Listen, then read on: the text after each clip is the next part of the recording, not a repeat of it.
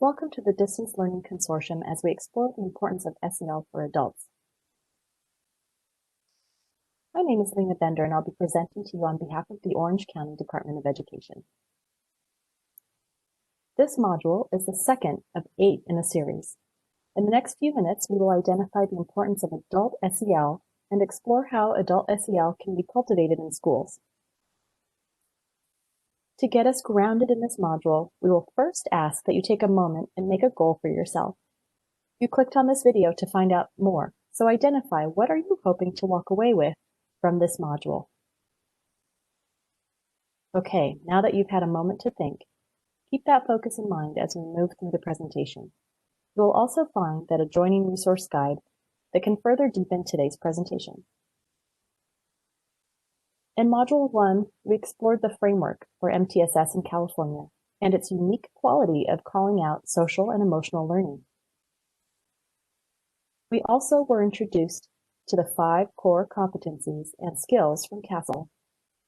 These core competencies not only apply to youth and schools, but also describe skills all individuals need.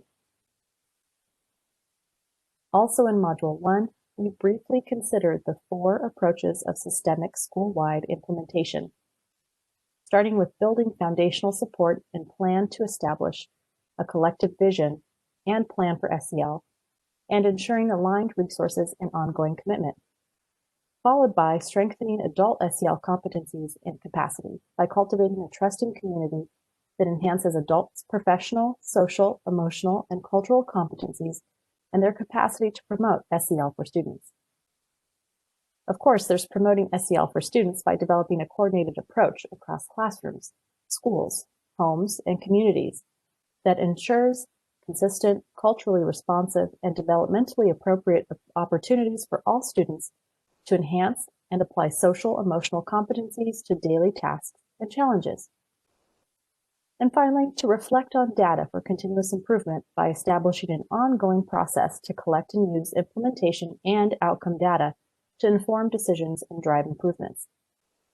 In this module, we'll be taking a closer look at strengthening adult SEL competencies and capacity, because to promote student social and emotional competence, schools must simultaneously foster staff environments that are supportive to building adult competencies and capacity.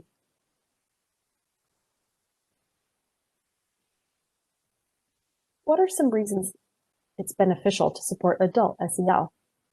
Evidence is building that adult SEL can provide many benefits to teachers, students, and schools.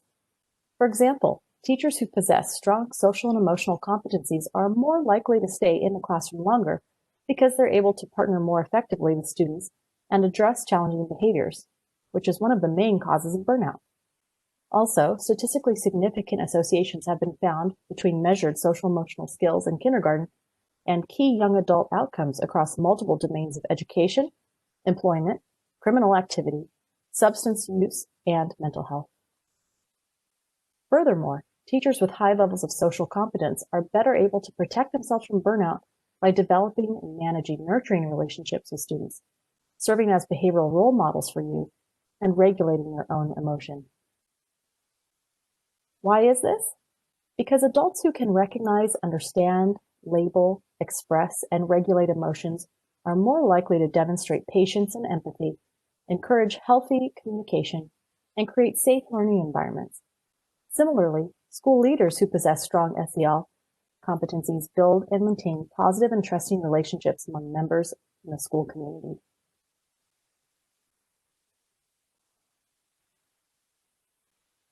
To explore how adult SEL can be cultivated, we will first refer to the CASEL's guide for school-wide SEL. We can frame our thinking about adult SEL into learn, collaborate, and model. Environments that support adults in reflecting on personal SEL competencies and developing capacity for supporting SEL in their peers and students help adults learn. Adults in schools can better support the SEL's needs of students when they themselves have a deeper, more personal connection to SEL, a greater understanding of the lifelong learning and growth we all make with SEL, and to gain insight into personal strengths and needs. The CASEL Guide to School-Wide SEL provides several resources and tools to support staff's learning, including ways to identify personal motivation and collaboration styles, examining biases for cultural competence, and promoting self-care. Modules 7 and 8 in this series will go into more detail around self-care and preventing burnout. 4 questions from the CASEL's rubric can help guide thinking here. First, do staff have meaningful opportunities to reflect on and develop their own social, emotional, and cultural competencies? Secondly, are these opportunities built into regular staff meetings and part of the school's overall professional learning strategy? Third, do these opportunities include structured activities to support staff in practicing self-care and examining their mindsets and biases?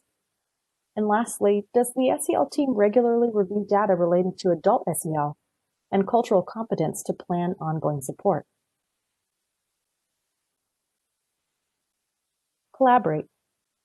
To collaborate, we look to set up structures such as professional learning communities, or PLCs, to peer mentor for staff to collaborate on how they hone their strategies and promote school-wide SEL.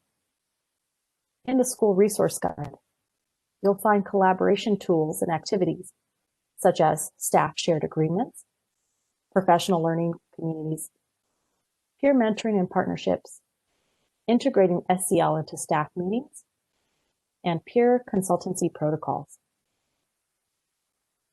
To consider our steps in collaboration, 4 questions are posed in the rubric. First, do the SEL team and school leadership intentionally foster a sense of community and shared purpose among staff? Second, do the SEL team and school leadership use data on staff perceptions to improve the work climate? Third, do staff have dedicated time to learn from each other, share best practices, and collaboratively problem solve around SEL implementation challenges? And fourth, do staff norms or shared agreements guide respectful interactions, effective collaboration, and an inclusive staff culture? Lastly, there's modeling. To support modeling for adults and staff in schools, we look to support through SEL competencies, mindsets, and skills throughout the school community with students, families, community partners, and one another. You'll find in the resource guide activities that are able to support this, which include creating a cultural appreciation of modeling SEL as a staff, how to model for students, and resources and ideas around practices for leaders.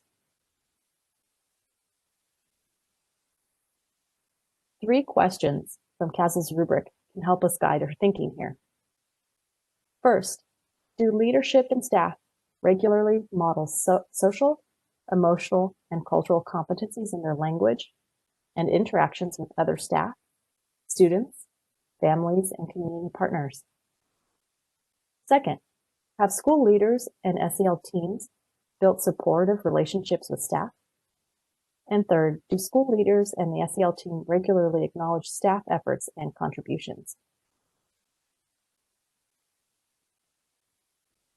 If you're interested in exploring adult SEL further, we have included a tool from CASEL in the accompanying resource guide to aid in your own personal reflection.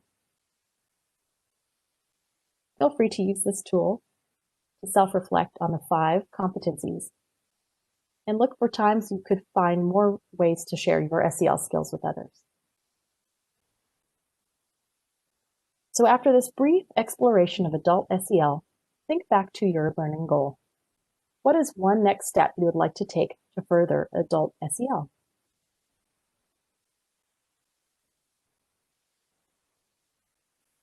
I'd like to thank you for your time, and we will see you in the next module on 3 signature SEL practices you can use for students.